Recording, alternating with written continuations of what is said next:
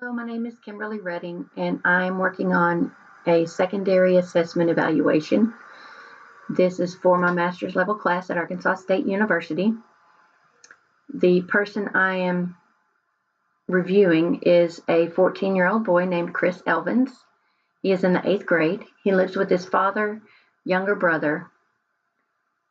English is spoken in the home. He has been exposed to English since birth. A visual auditory screening was completed and revealed normal acuity in both areas. There was no overt evidence of sensory or motor problems. He has a history of ear infections, does not take any prescription medications, and he has no medical diagnosis. Before transferring to Hackett School District, he had been given an orange overlay for reading. There had been no diagnosis to accompany this accommodation. He is being served in the resource room for English under the handicapping condition of specific learning disability in the area of reading comprehension, oral reading fluency, and basic reading.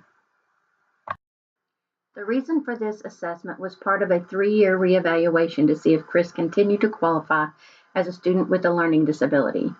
Chris was assessed in 5th grade. He does not take any prescription medications, has no medical diagnosis. He struggled with reading and reading comprehension for many years, and this assessment indicates that this is the area of need. Chris's intellectual abilities, as measured by the Reynolds Intellectual Assessment Scale, is in the average range with a composite intelligence score of 89. This is within one standard deviation of the mean score of 100, which means that 100 is in the middle, and on either side of 100, plus or minus 15, gives us an average range of 85 to 115. Most scores in the psychoeducational evaluation use this scale to determine average performance. There are no areas of behavior on the adaptive behavior evaluation scale that indicate any concern. The Wechsler Individual Achievement Test 3 measures achievement in oral language, total reading, basic reading, reading comprehension and fluency, written expression, mathematics, and math fluency. Chris's scores on this evaluation indicate that he is below average in the areas of reading comprehension, math problem solving, sentence composition, word reading, pseudo-word decoding, numerical operations, oral reading fluency, spelling, math fluency in the areas of addition, subtraction, and multiplication. His strengths include listening comprehension, essay composite, and oral expression. The wide range achievement test was given to measure basic academic skills.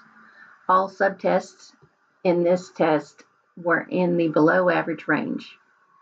The Gray Oral Reading Test 5 was a test of oral reading ability. His scores indicate that his reading fluency skills are in the very poor range. The committee was given the option to consider the data, including classroom-based assessments and curriculum, rating scales, individualized testing, and regression analysis. The specific learning disability was suggested as a primary handicapping condition. Although he does have some struggles in mathematics, the Wyatt, RAT, and GORT, which are the previous tests that I mentioned for academic achievement, indicate that there is a gap between ability and achievement large enough to suggest a learning disability in the area of reading comprehension, oral reading fluency, and basic reading. This is consistent with his current struggle in the classroom.